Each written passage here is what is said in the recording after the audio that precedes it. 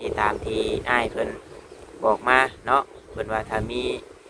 โครงการอีหยังหรือว่าถ้าเจ้าต้องการเฮ็ดเนาะเดี๋ยวอ้ายสิซอยเรื่องสังกะสีว่าซั่นเอาขอบขอบใจทางอ้ายเพิ่นเนาะน้ำใจเพิ่นพี่น้องเอ้ยแล้วก็สิมาแจ้งเนาะมาแจ้งมาบอกFC ก่อนพี่น้องเอ้ย มื้ออื่นเนาะมื้ออื่นนี่เป็นมื้องามยามดีก็แล้วก็มื้อเจ้าบ่าวเจ้าสาวสิเข้าเฮือนหอพี่น้องเนาะสวัสดีโอ้เฮ็ดน้ำภูเก็ตน้อยมืออื่นมายินดีน้ำเด้น้องมาหาไหนได้บ่มืออื่นน้อง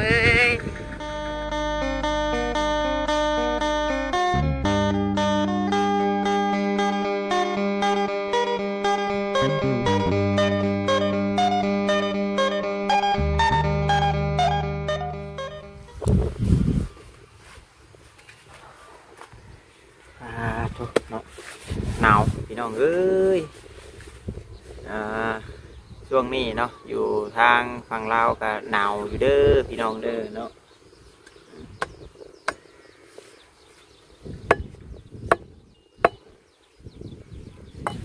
จกเบิดยามผ้ายามฝนแล้วมันก็รอดได้บาดนี่พี่น้องเอ้ยเนาะนี่จะต่ำอยู่ดินก็มันแจบมันแข็งแล้วบัดโอ้ยขุดยังดังปิ้งปิ้งแล้ว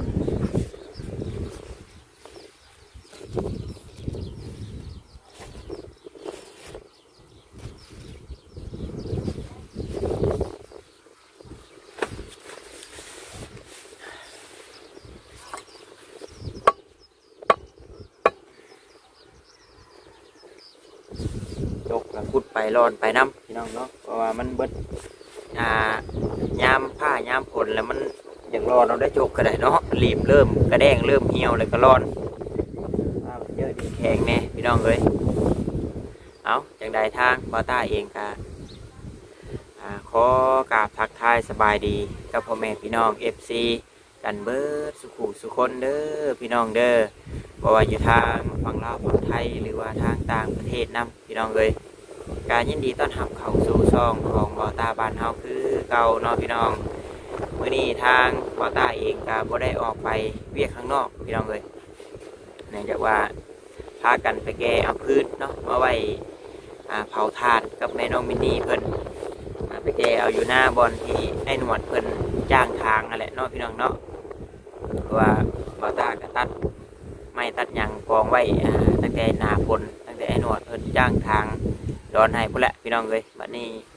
บนทางมันก็เริ่มแห้งเริ่มหยังก็ไปแก้เอาพี่น้องเนาะหางได้2 รถพี่น้องเลยอีกหลายรถได้เที่ยวโยไม่ได้ออกไปแต่มาเว้นแน่แล้วก็มาขุดดินมาปรับดินเพื่อนนี่แหละเนาะพี่น้องให้มันเที่ยงมันยังอีก2 ห้องเนาะพี่น้องเลยคอยเฮ็ดไปเทื่อเล็กเทื่อน้อยว่าซั่นก็แล้วห้องนี้กับห้องนั่นกับตัวนั้นสิบแข็งบ่ได้พี่น้องมันเป็นดินทรายเนาะชาบาตาขุดตอนมันยังถือฝนนะ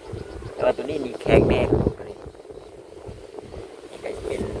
เพื่อนกับทรงโมเดิร์นเนาะพี่น้องFC ผู้เพิ่นเข้ามาชมใหม่เพิ่นกระถามนี่ได้พี่น้องเนาะบาตาเฮ็ดทรงใดเนาะว่าซั่นทรงโมเดิร์นพี่น้องเนาะทรงโมเดิร์นธรรมดาเฮานี่แหละพี่น้องเอ้ยพอได้ชนพอได้เช้าเนาะเพิ่นมินมาโยพี่น้องเลยอายุยังหนุ่มยังน้อยได้เฮือนได้ชาติแล้วว่าซั่นเนาะดีใจนำเด้อคนก็ว่าแข่งกันกับน้องพามีว่าซั่นไปชิแล้วก่อนกัน เนาะจังว่านี่แล้วพี่น้องเลยในใจก็อยากให้มันแล้วไปไวอยู่แหละเนาะแต่ว่านี่แหละเรื่องเงินคำกับแก้วเฮานี่แหละเฮาก็ยังบ่เพียงบ่พอเนาะก็คอยเฮ็ดไปพี่น้องเลยนี่ก็ได้ทางแม่เพิ่นดอกซอยเนาะซอยซื้อบล็อกให้พี่น้องเลยแม่เพิ่นก็ว่าฉันแม่ที่ซอยซื้อบล็อกเด้อฉันซื้อก้อน1 บล็อก1,000 ก้อนเนาะแม่ชายนั่นแน่พี่น้องเนาะแม่เพิ่นให้บอต้าสั่งมาแล้วก็เป็นปูนก็คือบอต้าเว้าในคลิปก่อนแหละพี่น้องเนาะเป็นปูนนี่บอต้ายังบ่เผาสั่งพี่น้องเพราะว่ายังมันแข็งเนาะยังมันแข็งเอาสั่งมาเขาก็บ่ทันได้ก่อนี่นะยังแข็งเลยบอต้าก็สิถ้าไปซื้อวงกบ เนาะมาไว้ก่อนพี่น้องซื้อวงกบมาโฮมไว้พี่น้องซื้อวงกบกับแนวมันบ่นี่แหละพี่น้องเนาะทรายนี่ก็ทรายนี่เพราะว่ากับบ่เผาช่างดอกพี่น้องเนาะยันมันปิวยันมันเจือนมันหยังนี่แหละเพราะว่าก็ขออนุญาตมีหมามีหยังเนาะเพิ่นเข้ามาลิ้นเป็นแบ่เป็นหยังพี่น้องเอ้ยมีตะนางนี่แหละแต่ว่าเป็นแบ่เป็นรั่วยังเข้าได้อยู่วงกบบอต้าถามถึกอยู่วงหนึ่ง300,000พี่น้องเนาะวงกบถ้าวงน้อยวง2ห้องนะพี่น้องเอ้ยบ่แม่นวงห้องเดียวนะมันเป็นบานเดียวนะพี่น้องเนาะวงน้อยนั้น260,000พี่น้องเนาะแต่ว่าใส่ก็มันสิมีอยู่1วงพี่น้องเนาะ2วง3วง4วง5วงพี่น้องเนาะประมาณ5ปองพี่น้องเนาะ5ปองแต่ว่าบ่ได้เอาเป็นปองเดียวนะพี่น้องเนาะปองเดียวนั้นเบิ่งเดี๋ยวว่าทาสิให้พี่น้องปองหนึ่ง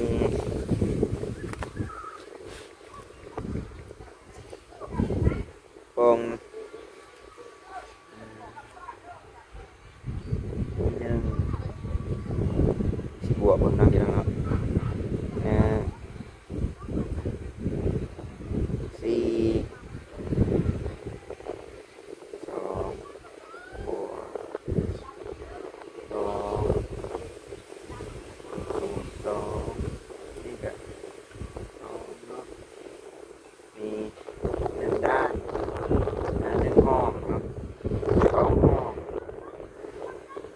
3ห้อง4ห้อง5ห้อง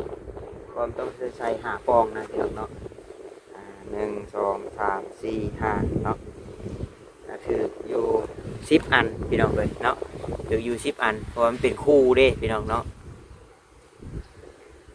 10คูณให้260,000พี่น้องเนาะ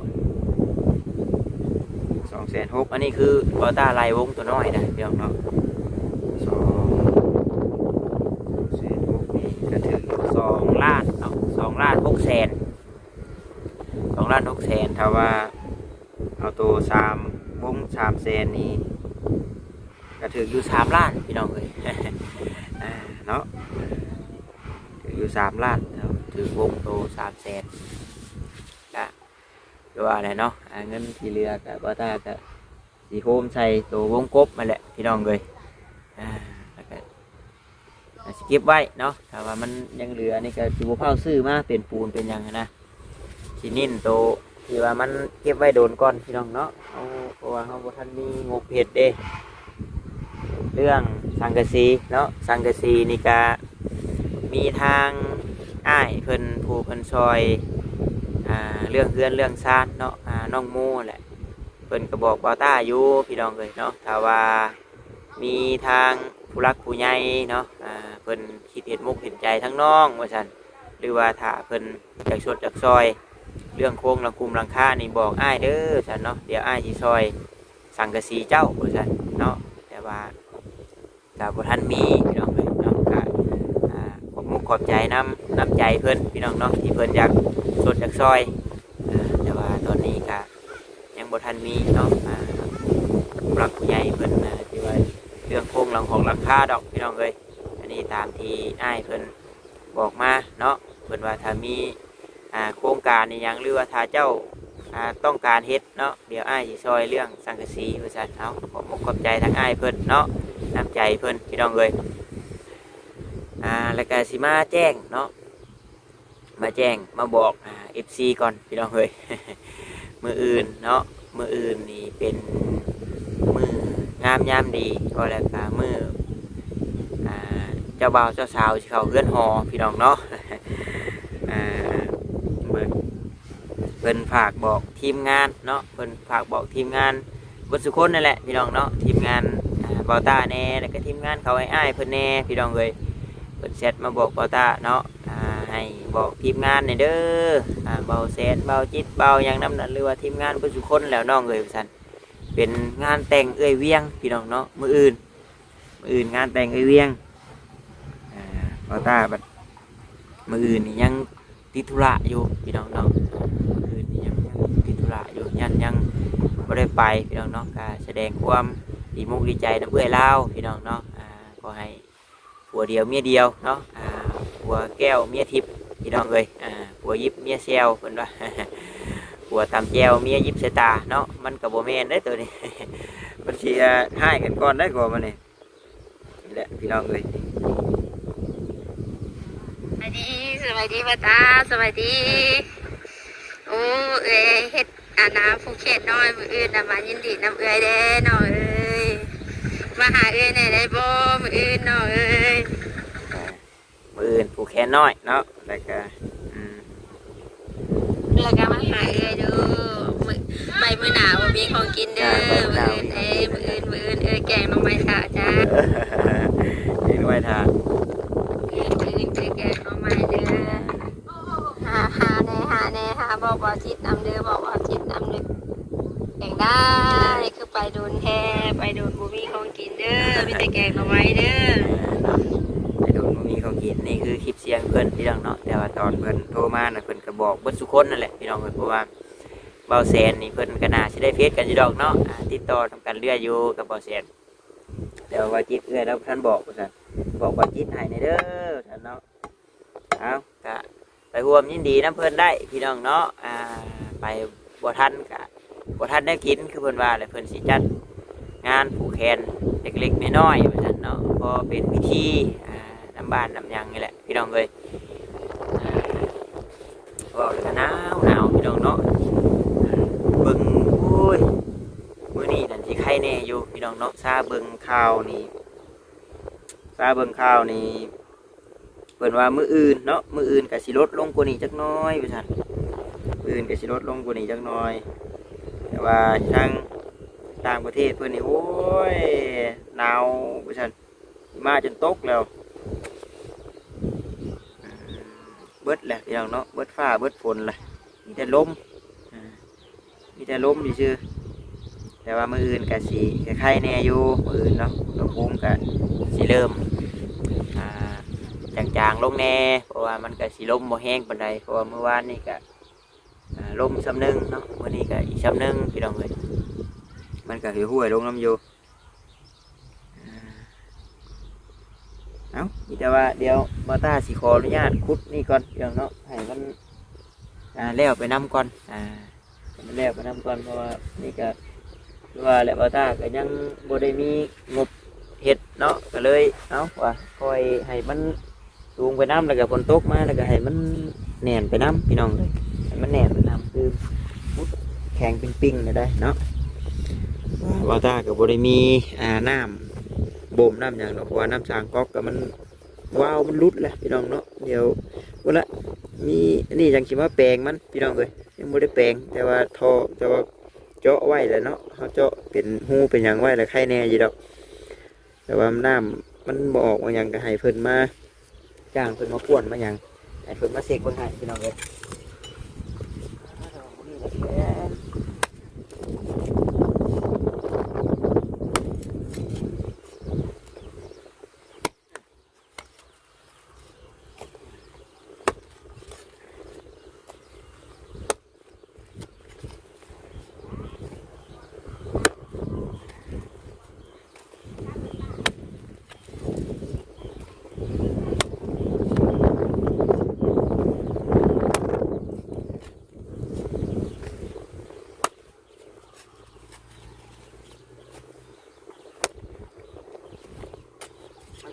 ให้อยู่ลงพื้นมันอ่อน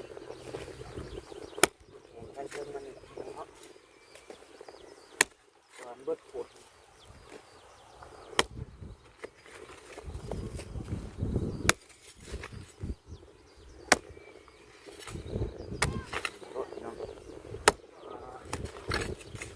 ง่ายตัว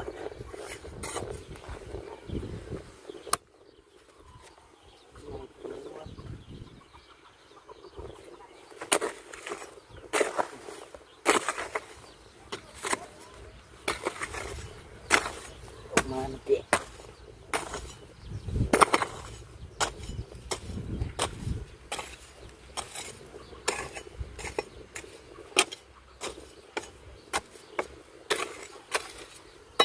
ว่ามีก็ตั้งเสาแล้วเนาะเพราะ FC เพิ่นได้มาแข่งกันเด้อกับน้องพามีว่าซั่น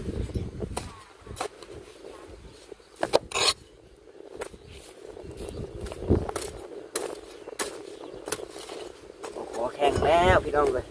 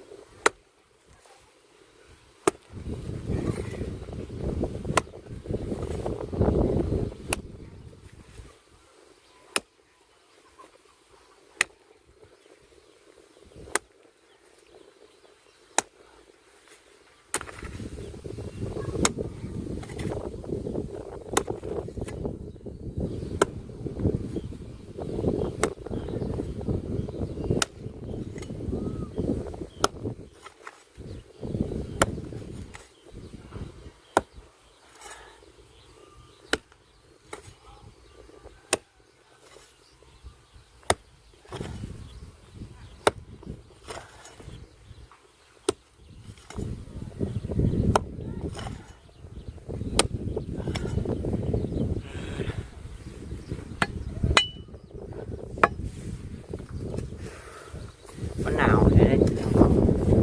มันหนาวเลยโอ้ยกระสือกระเศร้าเลยปาน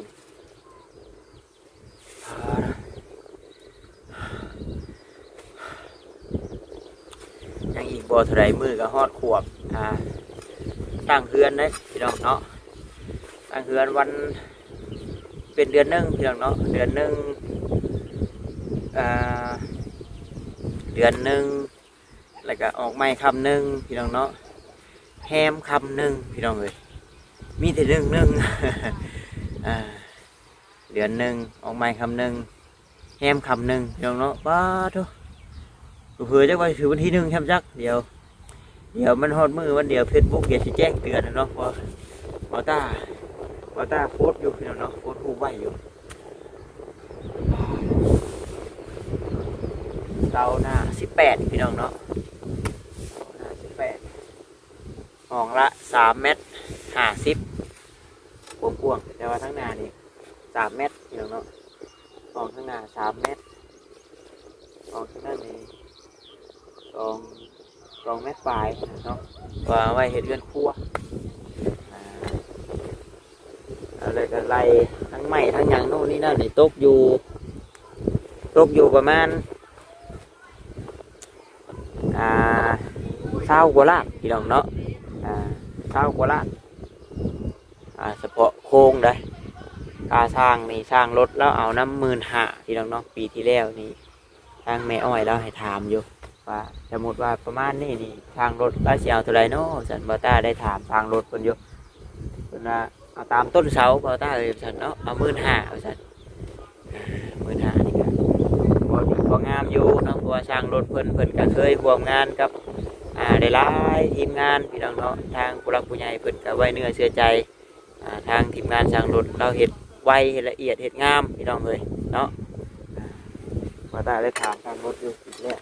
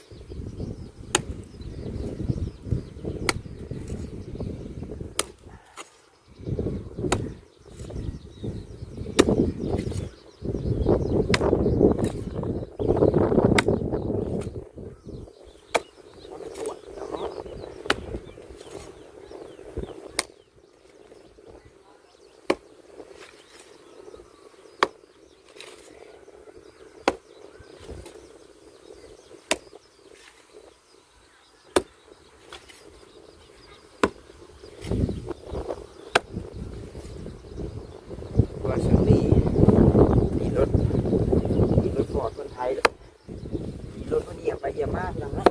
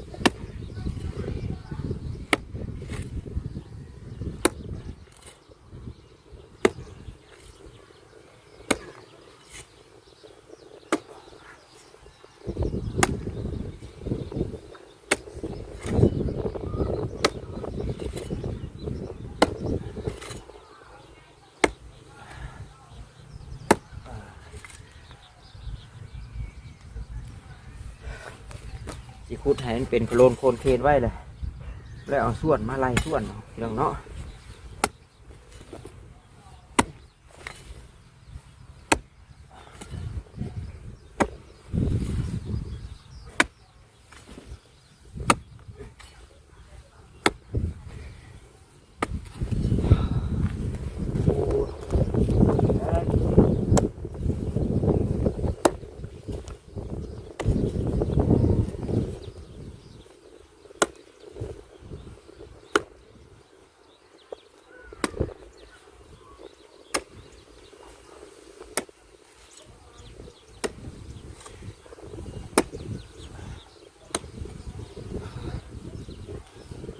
ดูว่า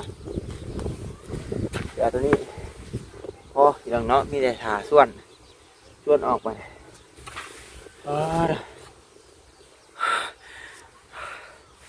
อุ้ย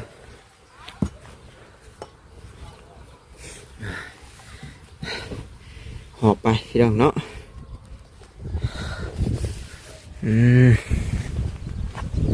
ว่าไล่ให้มันเพียงคานพี่น้องเนาะ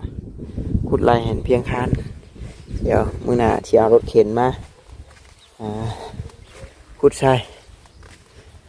ตัวนี้ก็สิชุบไปไว้ขางนั้นขางเดียวกันก่อนนี่เดี๋ยวสิซับให้มันฟุยๆขึ้นก่อนพี่น้อง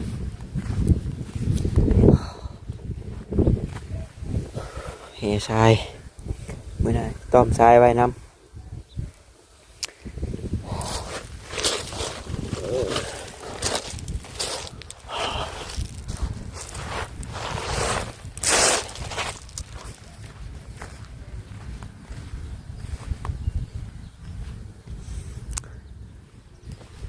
มีเป็นเฮือนครัวพี่น้องเนาะห้องกะชิจ่อแน่พี่น้องธรรมดาจำโมพิษนี่ทางยาวมาสินี่ประมาณ2,50 เมตรนี่แหละพี่น้องเนาะทางยาวมาสิเดี๋ยวว่าตัวลวงนี่นะทำกันพี่น้องเนาะ